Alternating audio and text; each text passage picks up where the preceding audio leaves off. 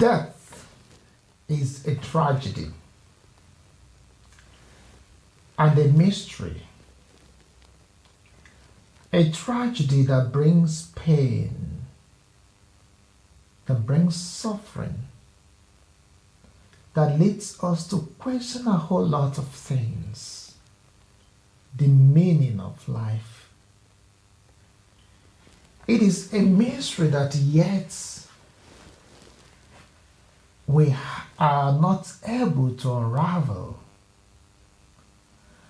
And on the 5th Sunday of Lent, we are presented with this mystery, especially in the first reading and in the Gospel.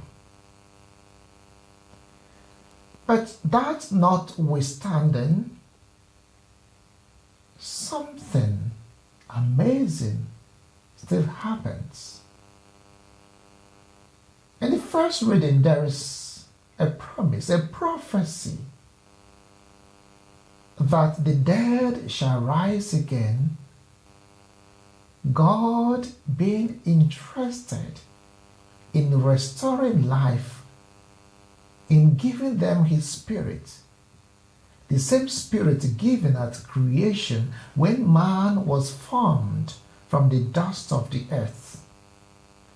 And God gave him Spirit, and he lived. And the reading we listened to, God is prophesying. And in the reading, the first reading, God is prophesying, I will bring my Spirit to the dead, and they shall live. In the Gospel, we see the fulfillment of this in the resurrection of Lazarus. These readings point to what would be unfolding in the next few days in the passion, death, and resurrection of Jesus Christ. This is just a foretaste of what God does. But if we take time to go through the gospel, it comes in stages. Jesus is a friend to Mary, Martha, and Lazarus. And now he has been informed the one you love is sick. Why did Jesus delay? And this is why Martha and Mary had to accuse him. If you had been here, we know what you are capable of. If you were here, this situation wouldn't have degenerated to what we have now. You could have done something. The relationship wouldn't have broken. Life wouldn't have been lost. This suffering, this pain we are passing through wouldn't have been there. If you have been here, is that not our own question? If you have been here, if God is involved in my life wouldn't have been like this. If God is involved in my history would have been different. My situation would have been better. My mother, my father, my friend, my sibling wouldn't have died. But there's something that Jesus said when he told his disciples, our friend Lazarus is dead. He told them no. Through this, the glory of God will be manifested. We heard the same thing in the healing of the blind man, and it is reoccurring here in the resurrection of Lazarus. No time is late for Jesus, for God. God is always there. God restores. Even the Jews had to say, the one who opened the eyes of the blind, can't he raise the dead? Of course, Jesus knew what he was going to do. And he did that. But it is also a lesson for us to express faith in him.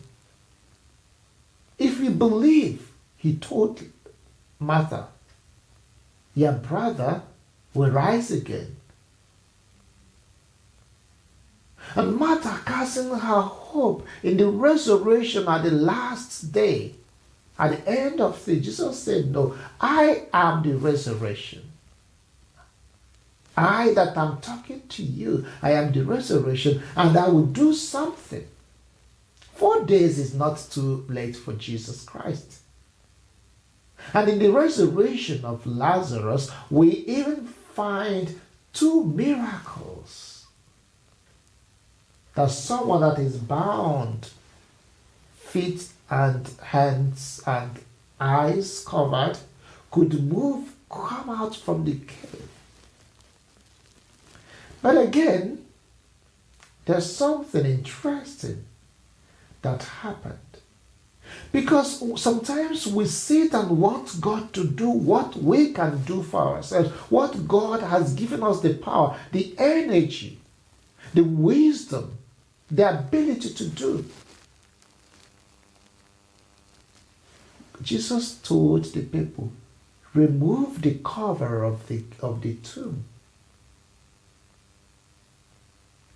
In fact, this shows that God needs our cooperation to manifest his work in our lives. When he distributed the few fish and the few loaves of bread, he blessed and gave to the disciples to distribute. The miracle happened in their hands. When he healed the blind man, he made a paste out of spit and then rubbed on his eyes and told him, go and wash. And now again, he is asking the people, remove the cover. If God invites us to do for ourselves what he has given us the power to do, why do we always want him to do everything for us?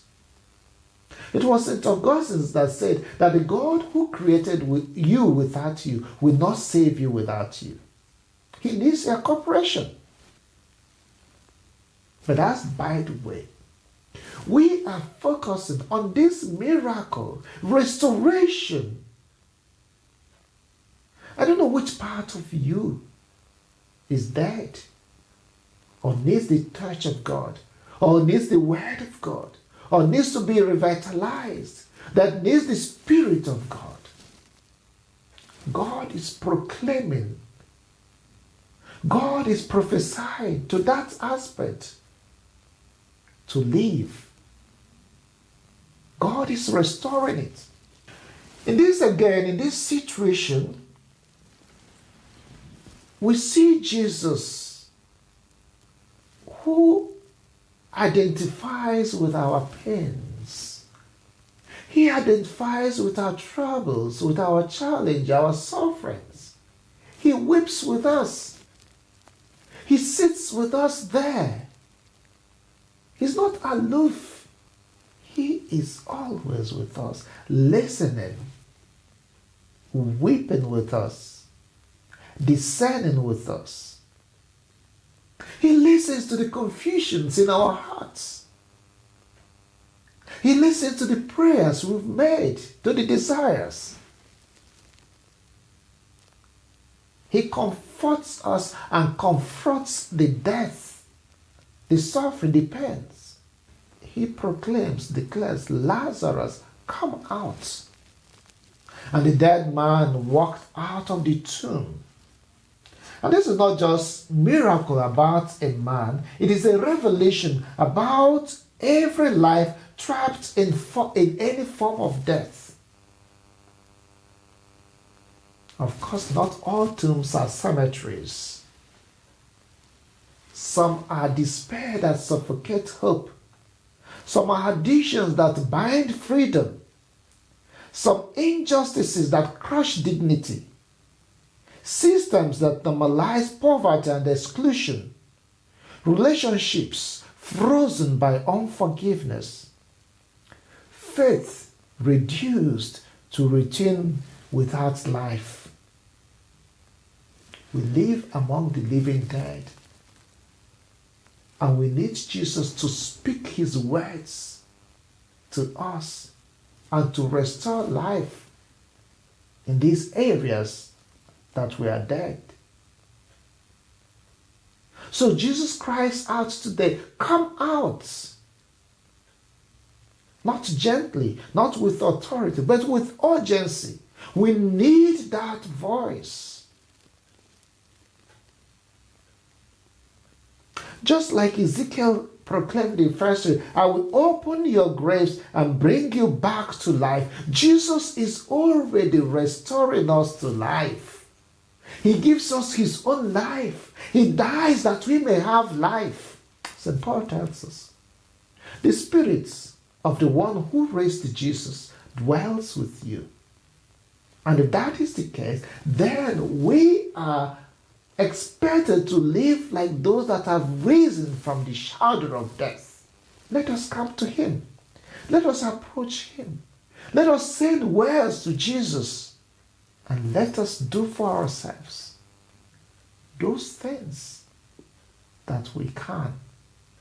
And let us trust in Jesus, who is the resurrection and life, that he will restore us to the fullness of life.